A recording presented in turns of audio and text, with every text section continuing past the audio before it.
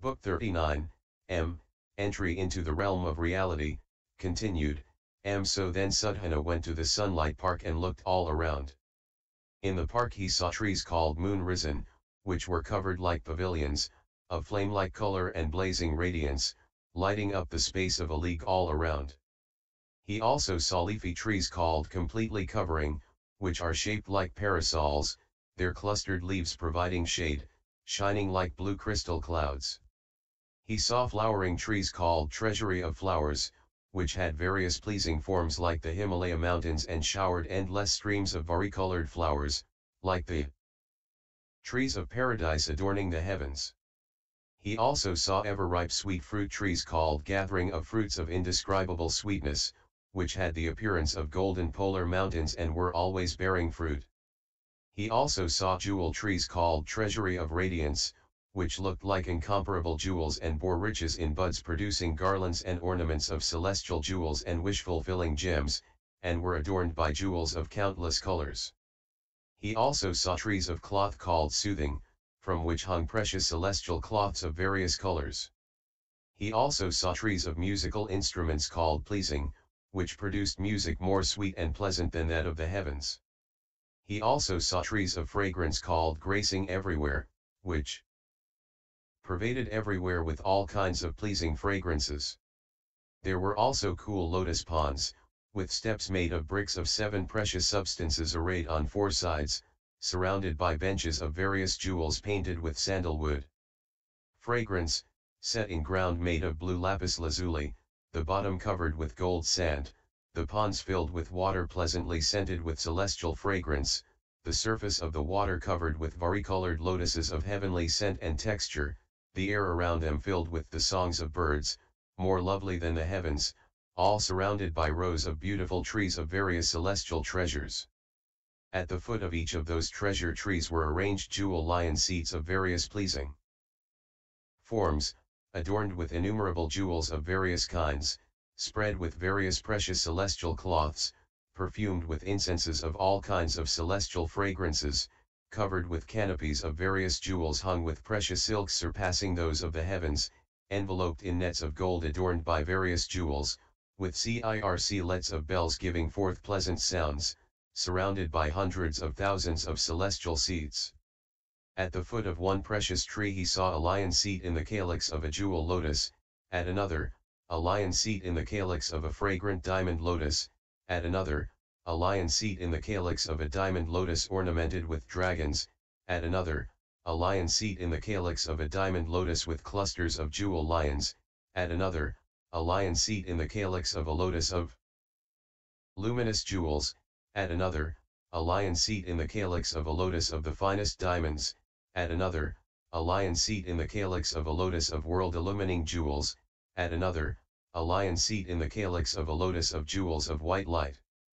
He saw that the ground of the whole park was scattered with various jewels, just as the ocean is scattered with jewel islands.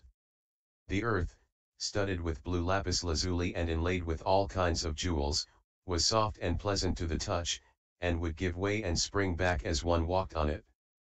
The grounds were covered with diamond lilies, of pleasant texture and lovely scent. The sweet sounds of the calls of various birds were heard, and the park was graced with well-arrayed stands of heavenly precious sandalwood trees. There were endless streams of jewel blossoms raining from clouds of various jewel flowers in a magnificent array surpassing the pleasure garden of Indra, chief of gods. There were well-spaced towers with various incomparably fragrant incenses always burning, more magnificent than Indra's hall of justice, covered above with nets of various jewels surpassing those of the heavens, hung with garlands of pearl flowers spread all over with nets of shining gold arrayed with jewel bells. Trees of various musical instruments, jewel palm trees with nets of bells, played sweet music as they were stirred by the breeze, and the singing of goddesses was also heard. The park was splendidly adorned by rain from clouds of radiant celestial cloths, of infinite colors like the ocean. Lovely to see. He saw Sunlight Park adorned with hundreds of thousands of towers arrayed with inconceivable, innumerable jewels, beautiful as the castle of the god Indra. It was adorned with arrays of all kinds of jewels, everywhere graced with arrays of beautifully formed parasols, always radiating pleasing light, like the abode of the god Brahma, shining with world-illumining light. It was as vast as a space that holds innumerable worlds. Sadhana saw the sunlight park by the strength of the mystic power to the non-sin-havihurmita. Sadhana looked all over and saw these magnificent adornments of the park, replete with infinite, inconceivable qualities, perfected by the maturation of the work of the enlightening being, born of vast supramundane roots of good, deriving from making offerings to inconceivably many Buddhas, unsurpassed by all worldly goodness, sprung forth from the illusory nature of phenomena, composed of the results of extensive pure good works, without contamination, produced by the power deriving from the past virtuous actions of the non-sin-havihurmita, unique, beyond the individually liberated, immune to the destructive influence of false teachers, imperceptible to maniacs and ignoramuses.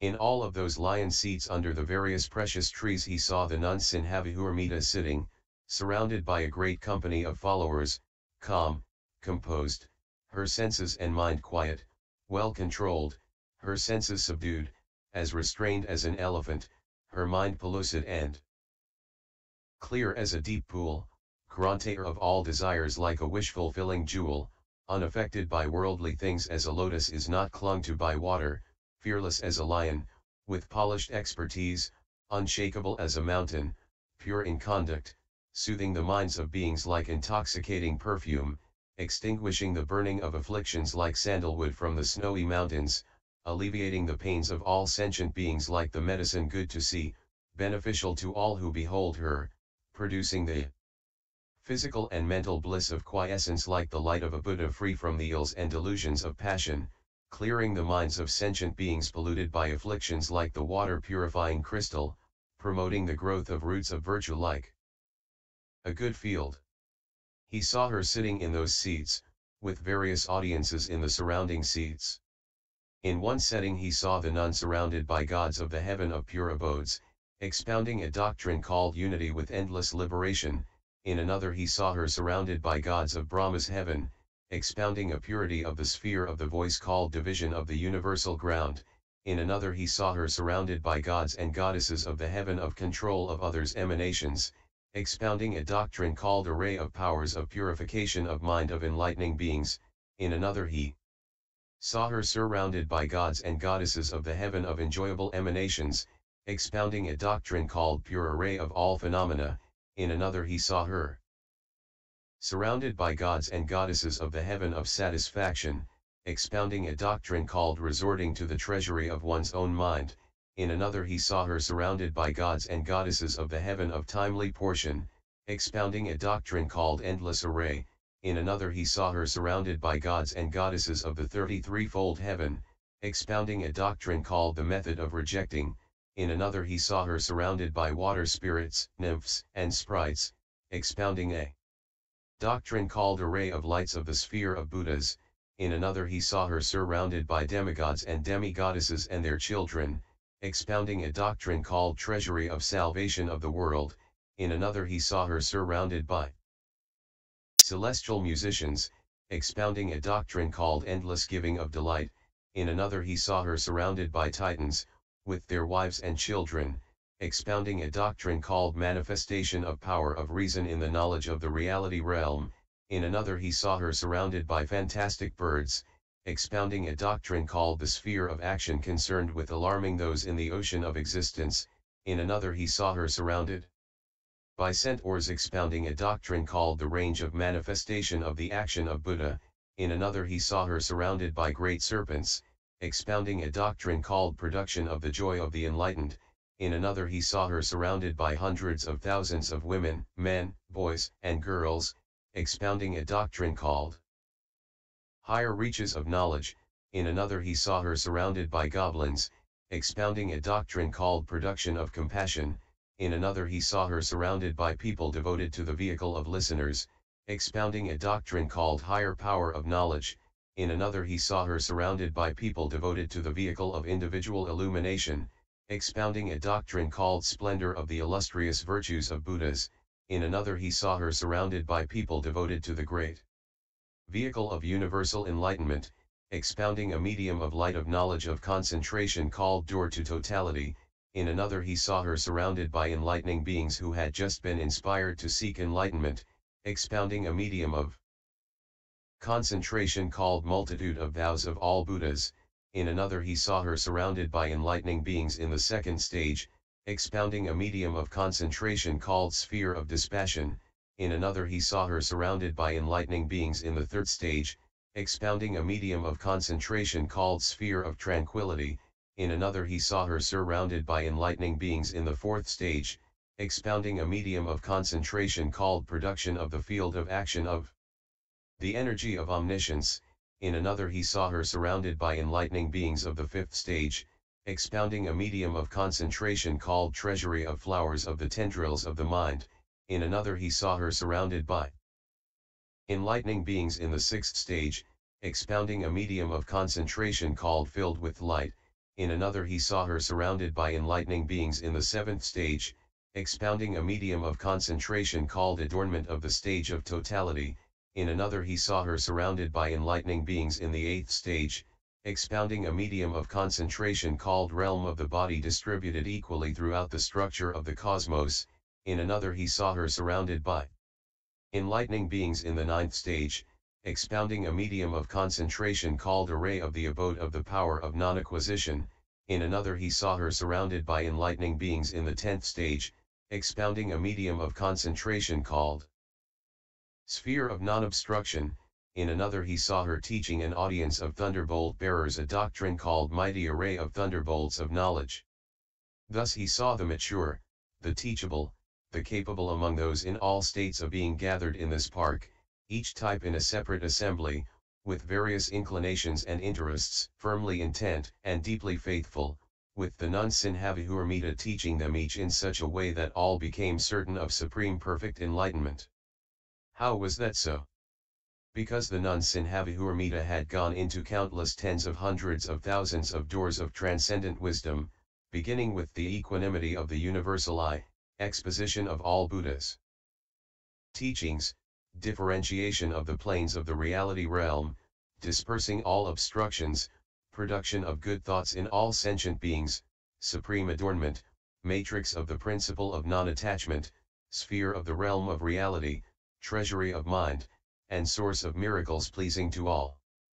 And all the enlightening beings and others who came to this park to see the non-Sinhavihurmita and hear her teach were guided by her, from the beginning accumulation of virtues, until she had made them irreversible on the way to supreme perfect enlightenment. Then Suddhana, having seen the non-Sinhavihurmita with such an abode, such furnishings, such an audience, such mastery, such mystic power, and such eloquence, and having heard her teaching, his mind drenched by the immense cloud of the teaching, his thoughts towards Sinhavihurmita pure, he prostrated himself and then circled her in respect hundreds of thousands of times. At that time the whole park and the congregations were suffused with a glorious light from the nun. Having made hundreds of thousands of circumambulations, he noticed that as he circumambulated he saw the nun whichever way he faced. He stood before her and said, "Noble one, I have set my mind on supreme perfect enlightenment, but do not know how to learn and carry out the practice of enlightening beings. I hear you give enlightening beings instructions, so please tell me how to learn and carry out the practice of enlightening beings." She said, "Have attained the enlightening liberation of removal of all vain imaginings." Suddhana asked her about the sphere of this liberation, and she said, "It is the light of knowledge whose nature is instantaneous awareness of the phenomena of past, present, and future." Suddhana asked about the compass of this light of knowledge, and she replied, "As I go in and out the door of this light of knowledge, there is born in me a concentration called possessed of all phenomena, by the attainment of which concentration go to all worlds in the 10 directions with mentally produced bodies to present offerings as numerous as atoms in untold Buddhalands with bodies as numerous as atoms in untold Buddhalands to each of the enlightening beings in the heavens of satisfaction, who are bound to attain Buddhahood in one lifetime. In the forms of all sorts of beings, bringing all sorts of gifts, I go to make offerings to the enlightening beings in the heavens of satisfaction who are going to become Buddhas in the next life, and I go to all the Buddhas, be they in the womb, being born, at home, leaving home, going to the heights of enlightenment, at the pinnacle of enlightenment, having become supremely perfectly enlightened, gone to various realms of existence, or entering final extinction after having satisfied the minds of all beings, making such offerings with such mentally produced bodies. Those sentient beings who know my work of making offerings to Buddhas all become certain of supreme perfect enlightenment. And to all those sentient beings who come to me I give instruction in this same transcendent wisdom. I see all beings with the eye of knowledge, yet I do not conceive any notion of sentient being, and do not imagine so. I hear all beings' verbal signals, yet do not imagine so, because I do not enter into the spheres of any discourses. I see all Buddhas, yet I do not imagine so, because I know their body is reality. I remember the cycles of teachings of all Buddhas, but do not imagine so, because I am aware of the true nature of things. I pervade the cosmos in every moment of awareness, but I do not imagine so, because I know the nature of things as existing in illusion. Thus, I know the enlightening liberation of removal of all vain imaginings, but how can I know the practice or tell of the virtues of the enlightening beings who penetrate the infinite cosmos of realities, who are free from vain imaginings about all things, who pervade all realms of reality while sitting cross-legged in one body, who see all Buddha lands in their own bodies, who go to all Buddhas in a single instant, in whose own beings the miracles of all Buddhas are taking place, who lift up untold Buddha lands with a single hair, who show the eons of becoming and dissolution of untold worlds in their own pores, who in a single instant enter into the commonality of coexistence in untold eons, who enter untold eons in a single instant. South of here, in the land of Durga, is a city called Ratnavaiha, where Vasumitra, a worshipper of the god of light, is living. Go ask her how to learn and carry out the practice of enlightening beings. So, paying his respects to the nun Sinhavihurmita, Sudhana left her and went on his way.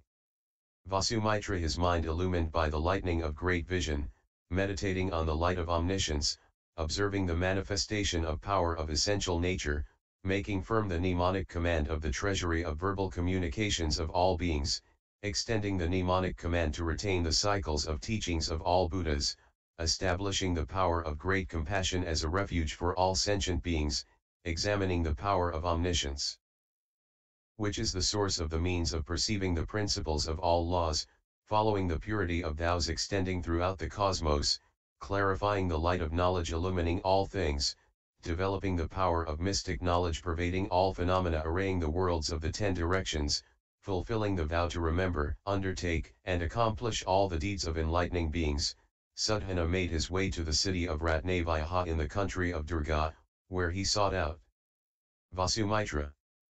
People there who did not know of Vasumitra's virtues or the scope of her knowledge said to Sudhana, "What has someone like you, with senses so calm and subdued, so aware, so clear, without confusion or distraction, your gaze focused discreetly right before you, your mind not overwhelmed by sensations, not clinging to appearances, your eyes averted from involvement in all forms, your mind so cool and steady, your way of life profound, wise, oceanic, your mind free from agitation or despondency, what have you to do with Vasumitra?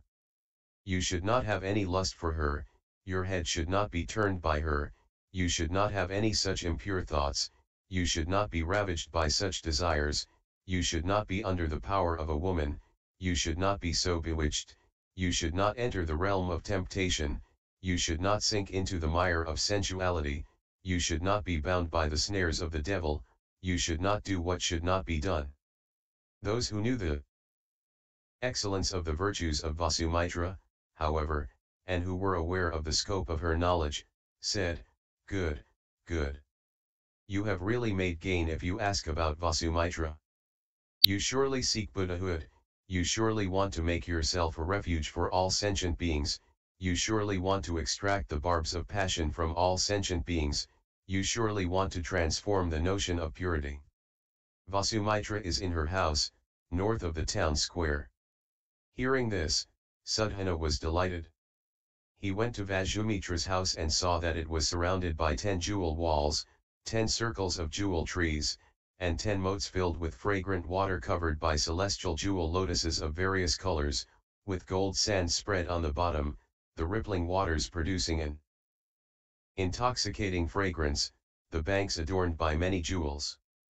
The house had well-arranged apartments and towers made of all kinds of precious substances. It had high arched doorways and circular windows, draped with nets and blazing with jewels. It was adorned with fences of countless various jewels, and its base was composed of masses of jewels studded with lapis lazuli. It was perfumed with all kinds of fragrant oils. The walls were studded with all kinds of jewels, and the roof was inlaid with various gems and covered with a gold net. 100,000 webs of gold bells gave off sweet, pleasant sounds as they rustled in the breeze. The house was adorned with sprays of jewel flowers from clouds of flowers of all kinds of jewels. The doors were decorated with multicolored banners of all kinds of jewels. The light of lamps of various jewels shone to an endless distance. The house had diamond beams made from the limbs of gigantic brilliant jewel trees, and it was an inexhaustible treasury of hundreds and thousands of riches in lull view. It was also adorned with 10 large gardens set around it. There he saw Vasumitra, who was beautiful, with golden skin and black hair, her limbs and body well proportioned, more beautiful in form than all celestial and human beings in the realm of desire, her voice finer even than that of the god Brahma. She knew the language of all beings, she had a pleasant voice that could pronounce any sound, and was skilled in freedom of phonetic organization. She was well versed in all arts and sciences, she had learned to use the magic of true knowledge, and she had mastered all aspects of the expedient means of enlightening beings. Her beautiful body was decorated with assorted jewelry, draped with a radiant mesh made of all kinds of precious substances, shining with an array of countless celestial jewel ornaments. She wore a tiara of large wish-fulfilling gems, her waist was adorned with diamonds, and she had a lapis lazuli necklace on. She had a large, attractive retinue, all with the same virtues, the same practice, and the same vow. As he was an inexhaustible treasury of goodness and knowledge. He also saw the whole house, with all its jeweled apartments and furnishings lit up by the lovely, refreshing, pleasant, blissful, enrapturing light that emanated from her body. Sudhana went up to Vasumitra, paid his respects, and said, "Noble one, I have set my mind on supreme perfect enlightenment, but I do not know how to learn and carry out the practice of enlightening beings. I hear that you give enlightening beings instructions, and I hope you will tell me how an enlightening being is to learn and carry out the practice of enlightening beings." She said, "I have attained an enlightening liberation called ultimately dispassionate. 2. Gods, in accord with their inclinations and interests, I appear in the form of a goddess of surpassing splendor and perfection, and to all other types of beings I accordingly appear in the form of a female of their species, of surpassing splendor and perfection. And all who come to me with minds full of passion, I teach them so that they become free of passion. Those who have heard my teaching and attain dispassion achieve an enlightening concentration called realm of non-attachment. Some attain dispassion as soon as they see me, and achieve an enlightening concentration called delight in joy. Some attain dispassion merely by talking with me, and achieve an enlightening concentration called treasury of unimpeded sound. Some attain dispassion just by holding my hand, and achieve an enlightening concentration called basis of going to all Buddha lands. Some attain dispassion just by staying with me, and achieve an enlightening concentration called light of freedom from bondage. Some attain dispassion just by gazing at me, and achieve an enlightening concentration called tranquil expression. Some attain dispassion just by embracing me, and achieve an enlightening concentration called womb receiving all sentient beings without rejection. Some attain dispassion just by kissing me, and achieve an enlightening concentration called contact with the treasury of virtue of all beings. All those who come to me I establish in this enlightening liberation of ultimate dispassion. On the brink of the stage of unimpeded omniscience, Sadhana asked her, where did you plant roots of virtue, and what kind of deeds did you accumulate, that you got to be this way? She replied, I recall that in a past age a Buddha named Reaching the Heights appeared in the world. When the Buddha went to the royal capital out of compassion for the people, as he crossed the threshold the whole city quaked and appeared to be vastly extended and made of jewels, adorned with the luster of many jewels, strewn with flowers of various jewels. A variety of celestial musical instruments played, and the sky appeared covered by high, immeasurable clouds of celestial beings. At that time I was the wife of a grandee. Impelled by the miracle of the Buddha, I went with my husband in a state of exalted serenity and presented a coin to the Buddha on the street. At that time Manjushri was an attendant of that Buddha. It was by him that I was inspired to seek supreme perfect enlightenment. I know this enlightening liberation of ultimate dispassion, but how can I know the practice or tell the virtues of the enlightening beings who are endowed with the skill of endless means and knowledge, who are vast, inexhaustible treasuries of good, who are in the realm of invincible knowledge? South of here is a city called Shubhaparamgama, where a householder named Bsthila is presenting offerings to the shrine of the Buddha's sandalwood throne. Go ask him how to learn and carry out the practice of enlightening beings. So Sadhana paid his respects to Vasumitra and left Bsthila. Then Sadhana went to Bsthila's house in the city of Shubhaparamgama. Paying his respects to the householder, he said, Noble one, I have set my mind on supreme perfect enlightenment, but I do not know how to learn and carry out the practice of enlightening beings. I hear that you give enlightening beings instruction. Please tell me how to learn and carry out the practice of enlightening beings. Bsthila said, I have attained an enlightening liberation called not ultimately exhausted. To my way of thinking, no Buddha in any world ever has, does, or will become finally extinct, except as a doceitic device. When I opened the door of the shrine of the Buddha's sandalwood throne, I attained an enlightening concentration called manifestation of the endless lineage of Buddhas. I enter this concentration in each mental moment, and every moment understand many kinds of excellence. Sadhana asked, what is the sphere of this concentration? Bsthila replied, when I am in this concentration, all the successive Buddhas of this world system, beginning with Kashyapa, Kunakmuni, Krakuchanda, Vishvabhaja, Shikan, Vipashiyan, Tishya, Pushya, Yashatara, and Padmatara, appear to me. In the continuity of vision of Buddhas, by the continuity of the succession of Buddhas, in one mental moment I see 100 Buddhas, in the next moment of awareness I find 1,000 Buddhas, then 100,000 Buddhas, 1,000,000 Buddhas, 100,000,000, a billion, a trillion, a quadrillion, a quintillion. I immediately become aware of the succession of appearance of untold numbers of Buddhas, of as many Buddhas as atoms in the continent, as many as atoms in untold bathyalons. I also comprehend the order of preparations of those Buddhas' initial aspiration, their spiritual transformation on achieving the aspiration for enlightenment, the purity of execution of their various vows, their purification of action, their fulfillment of the transcendent ways, their attainment of all the stages of enlightening beings, their perfection of attainment of tolerance, their conquering of demons, the supernal manifestation of their spiritual transfiguration on becoming perfectly enlightened, the variety of purity of their Buddha lands, the variety of their development of sentient beings, the variety of their audiences, the variety of their auras of light, the majesty of their teaching activities, and their accomplishment of the miracles of Buddhas.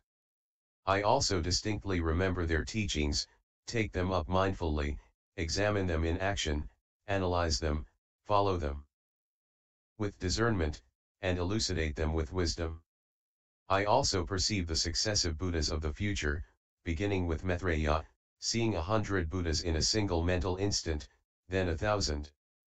And so on, uninterruptedly seeing as many Buddhas as atoms in untold Buddha lands. I also see the order of their aspiration and preparation and so on, and distinctly remember their teachings, take them up mindfully, examine them, follow them, and elucidate them. And just as I see the succession of past, future, and present Buddhas in this world system, so do I also comprehend the succession of all Buddhas in as many past and future world systems in the 10 directions as atoms in untold Buddha lands. I also comprehend the order of the aspiration and preparations of those Buddhas, and I comprehend the unbroken continuity of the successive incarnations of those Buddhas. I am also aware of the succession of Buddhas of the present in all worlds in the 10 directions, beginning with Vairocana, incomparable, accessible to faith and the vigorous resolution of enlightening beings, increasing the energy of enlightening beings, unsurpassed by any worldlings, individual illuminates, or enlightening beings who have not reached that sphere.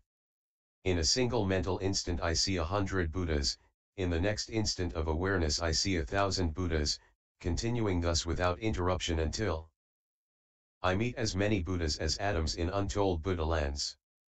I see whatever Buddhas I wish, whenever I wish, and I hear all that has been, is being, and will be spoken by those Buddhas I meet, and I take up what I hear, remember it, examine it in action, analyze it, follow it with discernment, and elucidate it with wisdom. I know this enlightening liberation of ultimate non-extinction.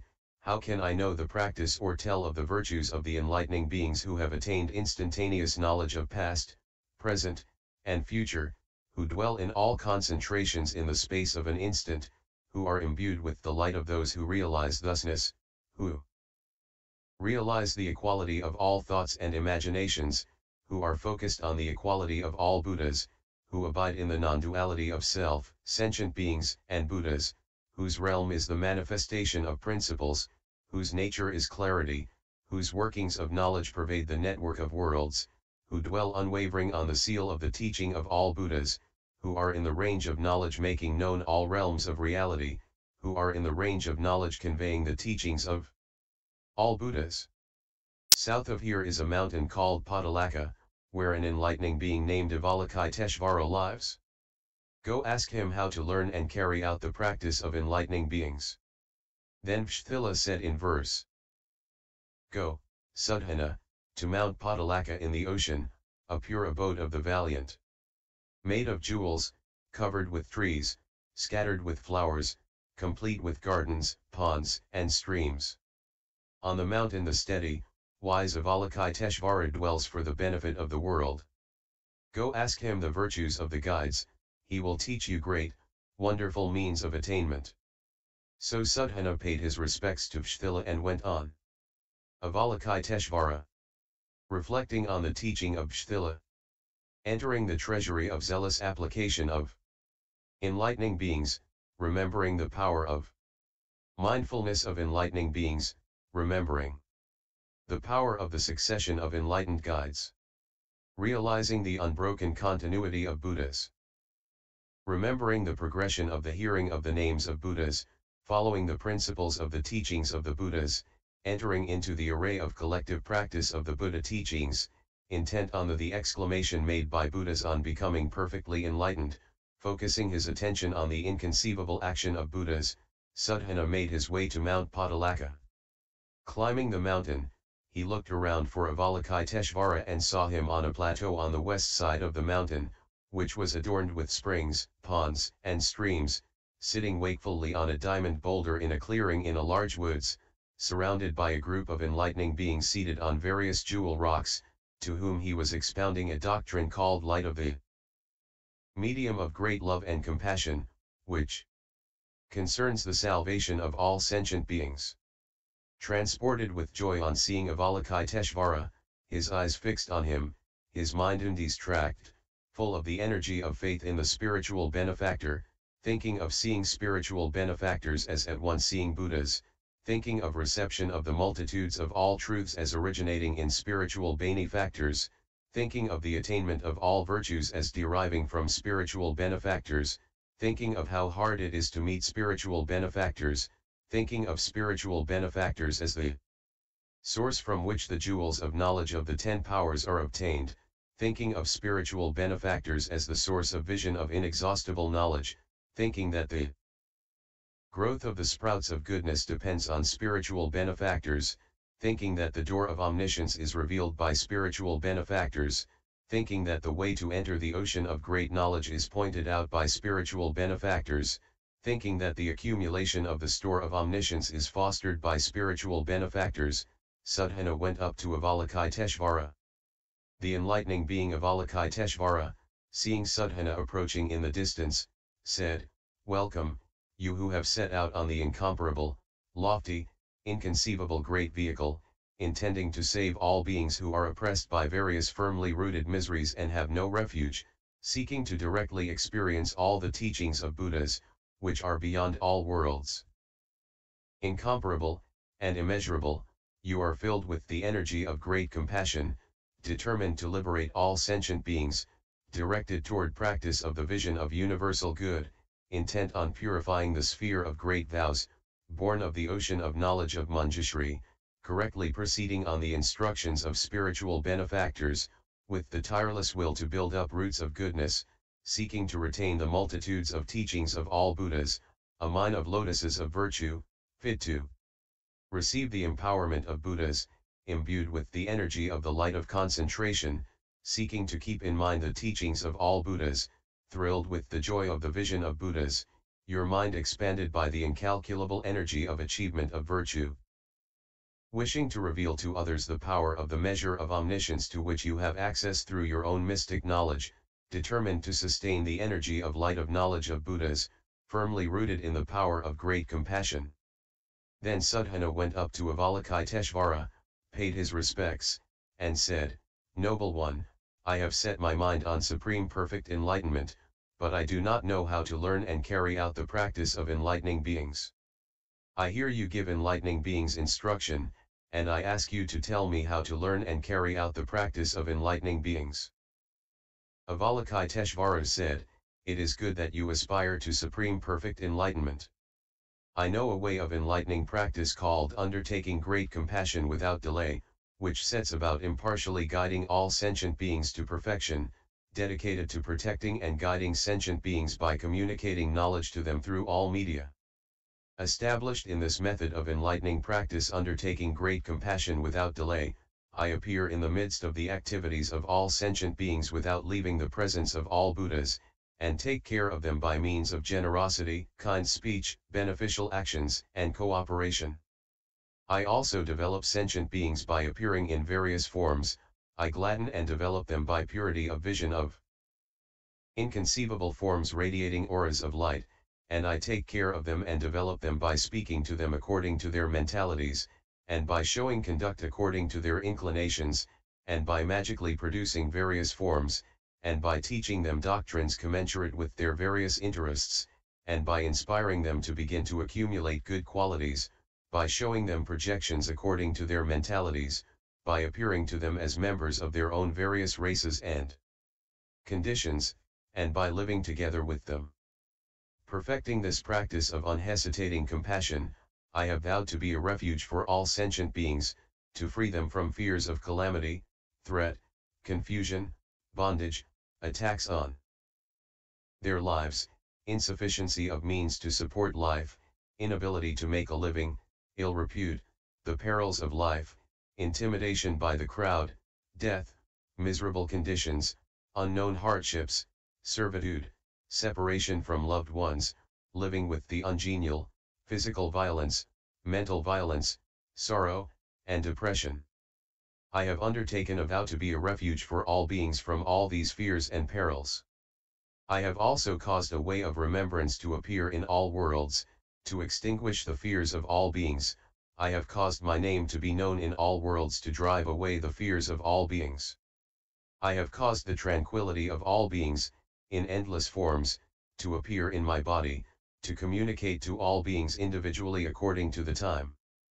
By this means I release beings from all fears, inspire them to seek supreme enlightenment, and cause them never to regress in the attainment of the qualities of Buddhas. I have only attained this way of enlightening practice through unhesitating great compassion. How can I know the practice or tell of the virtues of the universally good enlightening beings, who have perfected the vows of all enlightened ones, who have gone the way of the practice of the universally good enlightening being, who are uninterrupted streams of performance of good works, who are always focused on the perception of the concentrations of enlightening beings, who continue their practice without deviation or regression through all ages, who continuously adapt to the times everywhere, who are familiar with the changing currents in all worlds, who continuously work to extinguish all sentient beings' bad thoughts and to increase their good thoughts, who continuously work to turn all sentient beings away from the repetitious circles of the mundane whirl. Then this was said, having respectfully rendered honor and praise, Sudhana, well controlled, went south. On a cliff of a mountain he saw Avalokiteshvara, the seer who abides in compassion. On a diamond slope, adorned with jewels, sitting on a lion seat in a lotus calyx, the steadfast, surrounded by various creatures and enlightening beings, expounds the teaching to them. Seeing this, Sudhana, his joy unequaled, went and bowed to the feet of the ocean of virtue and said, "Teach me, noble one, with compassion, to attain this good conduct." Extending his undefiled arm of 100-fold auspicious splendor, radiating far-reaching pure light, Avalokiteshvara, the purified being, the sage, laid his hand on Sudhana's head and spoke, "I know a gate of liberation, the embryo of knowledge of clouds of compassion of all Buddhas. Born of my own love and operating everywhere to protect and care for all beings. I protect all beings from many disasters.